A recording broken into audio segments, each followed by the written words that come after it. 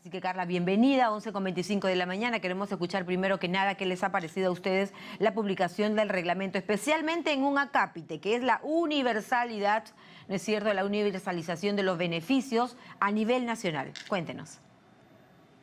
Gracias, María. Efectivamente, hemos estado muy expectantes por este reglamento. Ya teníamos la ley, que fue un gran avance, y este reglamento también lo es. Es la primera vez que se habla en el Perú de un tratamiento integral contra el cáncer. No importa si tienes o no seguro. Automáticamente, si no tienes seguro, pasarías a ser cubierto por el SIS.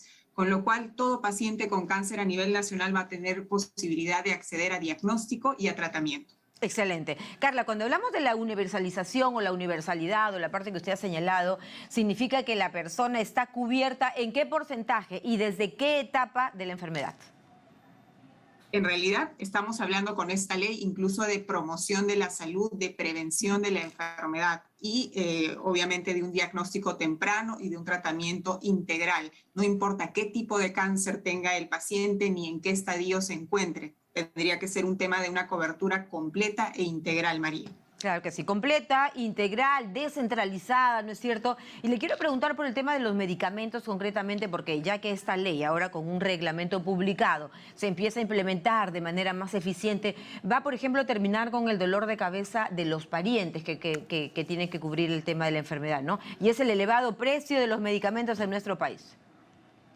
Exactamente, mira, como sociedad civil nosotros hemos podido participar en el proyecto del reglamento y un gran aporte desde la sociedad civil fue que nosotros planteáramos que las evaluaciones de tecnología sanitaria, o es decir, cómo se compran los medicamentos para el cáncer, puedan ser evaluados con una óptica multicriterio. Actualmente se evalúa básicamente por precio, entonces si es que es muy costoso, no se compra la tecnología. En cáncer, como tenemos tanta innovación, evidentemente tenemos que evaluar distinto, porque si no, no vamos a poder brindar a los pacientes con cáncer acceso a prácticamente nada. Con lo cual, el acápite del multicriterio hace que automáticamente nuestras autoridades tengan que evaluar estos medicamentos mirando cuánto bien le puede hacer o cuánto le puede favorecer en su tratamiento al paciente acceder a esa tecnología. Perfecto. En otros países de la región, por ejemplo en Colombia, todo lo que aprueba su autoridad sanitaria automáticamente entra para ser cubierto para sus pacientes. Acá en Perú más bien tenemos al contrario, ¿no? Aprobamos la tecnología, pero no la cubrimos automáticamente. Tenemos que hacer procesos bastante tediosos para poder hacer que un paciente acceda a un tratamiento de alto costo. Con esto esperamos que con el multicriterio y obviamente con el cambio de la contención de gasto, mirar mucho el precio, a una ley que dice que el paciente tiene que ser tratado más bien y tenemos que luchar contra el cáncer, pasemos a una nueva fase en el tratamiento y la atención de los pacientes que nos permita acceder también a innovación. Perfecto. La gran preocupación siempre de un paciente con cáncer es tener acceso a la mejor tecnología disponible. Y esto, gracias a la ley, ahora será posible. Ahora será posible. ¡Qué maravilla! El concepto de la cobertura universal, gratuita y prioritaria. Vamos a la parte de la implementación en sí, ¿no es cierto? La parte ejecutiva. Por ejemplo, ¿se va a acoger inmediatamente al Seguro Integral de Salud? Exacto. Cualquier paciente en el Perú que no tenga otro seguro se acoge directamente al SIS. Si no, viene siendo tratado por eSalud, por Fuerzas Armadas, policiales o el seguro que tenga en ese momento. Claro, pero lamentablemente, Carla, mucha gente no tiene ningún seguro. Ahí voy. Exactamente. Todos esos pacientes automáticamente pasarían al SIS.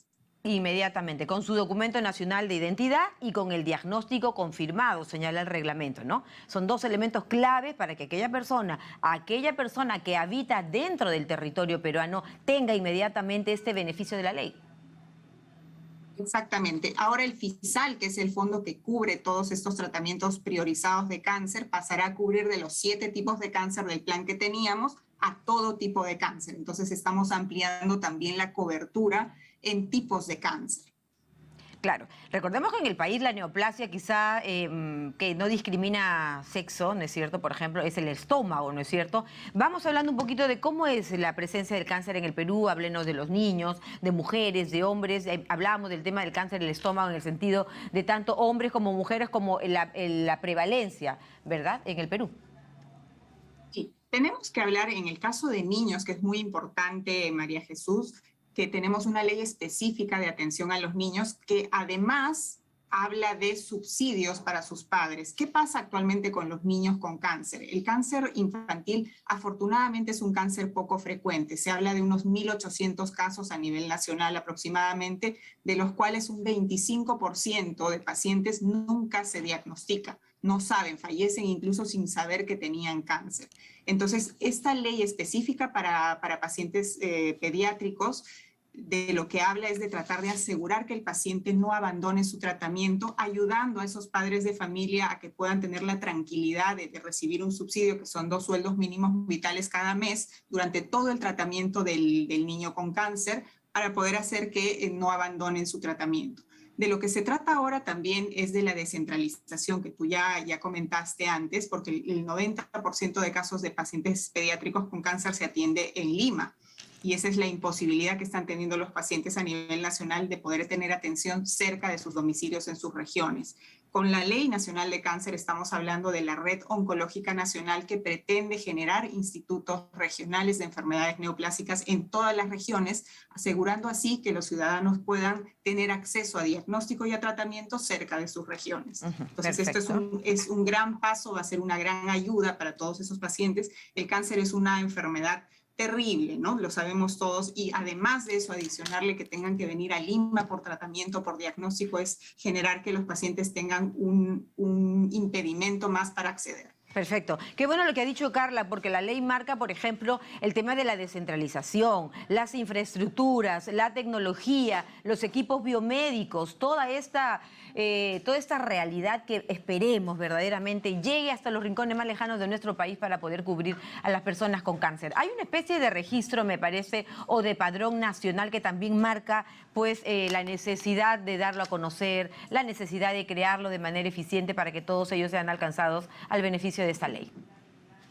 Súper importante el Registro Nacional de Pacientes con Cáncer. Ahora el INEN, en coordinación con el Centro de Epidemiología del MINSA, tienen 180 días calendario para generar este marco normativo para poder hacer que tengamos un registro nacional de cáncer. Es importante saber cuántos pacientes hay, dónde se encuentran, qué tipo de cáncer tienen, justamente para poder prever su atención. Actualmente teníamos solamente un registro de Lima Metropolitana y algunos registros parciales. Entonces, tener esto bien implementado nos va a ayudar muchísimo en nuestra política de salud. Perfecto. El otro tema es, por ejemplo, el carnet de extranjería, ya que hablábamos antes de niñitos, ¿no? Donde entendemos que la neoplasia más recurrente es la leucemia, por ejemplo, en niños en nuestro país, ¿no es cierto? Pero se hablaba del DNI para el CIS, e inclusive un carnet de extranjería permite esta universalización de aquellas personas que están dentro del territorio nacional. Todos los residentes legales tienen el mismo acceso que un ciudadano peruano. Correcto, qué interesante esta salvedad. Y finalmente lo que le preguntábamos es si tiene algunas cifras que nos pueda compartir de la prevalencia de cáncer en el país. Sí, claro, estamos hablando de 170.000 pacientes viviendo con cáncer en el país, de los cuales aproximadamente el 30% se atienden en salud y el resto, casi 70%, en el Seguro Integral de Salud, en el CIS. Esta ley lo que va a intentar es hacer que todos los pacientes tengan igual acceso sin importar el subsistema de salud en el que se encuentren. Entonces, lo que va a hacer también es equiparar un poco ese acceso y no tener tanta diferencia entre lo que se tenía en CIS o lo que se tiene en salud, y generar también una colaboración, un intercambio prestacional entre los subsistemas de salud para que haya una cobertura universal completa. Perfecto. Lo que nos preocupa actualmente es el financiamiento, porque, por ejemplo, debemos decir que en Chile y en otros países de la región tienen leyes nacionales de cáncer, pero han tenido el acompañamiento y asegurar el financiamiento suficiente para que sus leyes puedan ser implementadas. Nuestra ley es muy buena, es muy completa, el reglamento también lo es, pero no se habla en ningún acápite de cómo se va a financiar. Entonces, podríamos quedarnos solamente en buenas intenciones si el Ministerio de Economía y Finanzas no garantiza y no asegura un incremento presupuestal. Perfecto. ¿De cuánto hablamos? Permítame, ¿de cuánto hablamos? ¿De lo que se tiene al momento para la cobertura y afrontar esta enfermedad? ¿Y a cuánto aspiramos llegar? Exacto. En un escenario pre-ley, antes de la ley, hemos estado teniendo 343 millones de soles asignados para la lucha contra el cáncer y esto ha estado disminuyendo. Desde el año 2018, por ejemplo, que teníamos 560 millones, 2019 431 millones, 2020 343 y así nos hemos mantenido en 350 aproximadamente. Para este año, en un escenario en el cual ya se iba a dar el reglamento, deberíamos haber asignado mayor presupuesto o por lo menos mantenido el presupuesto que teníamos. Sin embargo, hemos reducido 60 millones de soles para el 2022. Estamos quedando en 280 millones de soles, cuando a toda luz ahora vamos a tener más beneficiarios, más pacientes con cáncer a nivel nacional, necesitando la cobertura, necesitando el acceso. Entonces, estamos muy felices por la normativa generada, por el reglamento y por todo lo que se ha podido trabajar en los diferentes poderes del Estado, pero necesitamos un compromiso presupuestal suficiente, por lo menos a llegar a lo que teníamos en el 2018 o asignarle más en medida que ahora tenemos una ley que implementar. En Chile, por ejemplo, le han asignado un presupuesto multianual a 8 años para asegurarse de generar su red oncológica, asegurarse de capacitar más médicos y de tener más y mejores medicamentos. En Perú tenemos que hacer esta tarea y es urgente realizarla cuanto antes para poder asegurarnos de que los beneficiarios de la ley puedan ser tratados como se debe. Claro que sí, y como usted lo ha dicho muy bien, ¿no? De manera, con este criterio, con esta cobertura universal, gratuita y sobre todo prioritaria. También se ha precisado el tema de la prevención. ¿Qué significa? Súper importante esto que tocas. Ahora estamos hablando de la vacunación contra el virus de papiloma humano, que es causante del 99% de casos de cáncer de cuello uterino y de otros cánceres asociados a este virus.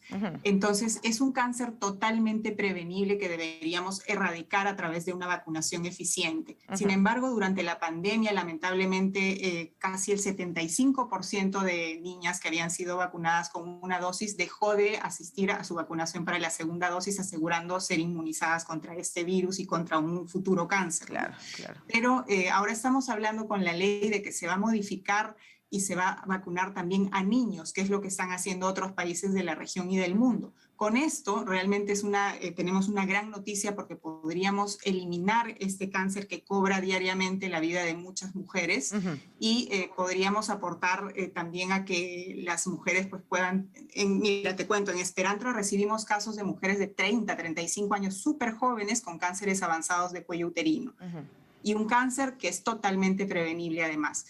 Si vacunamos, esperamos que esta tasa pueda descender en el futuro, ¿no? Y ojalá podamos hablar de que estamos erradicando eso. Claro que sí, muchas gracias. Y sobre todo, pues, seguir comprometiendo, ¿no? El compromiso propio de continuar con los exámenes de descarte mínimamente una vez al año. En el caso de las mujeres, el cuello uterino, por ejemplo, el cáncer de mama. En los varones, el tema de la próstata. Y, por supuesto, como hablábamos, el tema del estómago que no distingue sexo, ¿no? Bien, muchas gracias.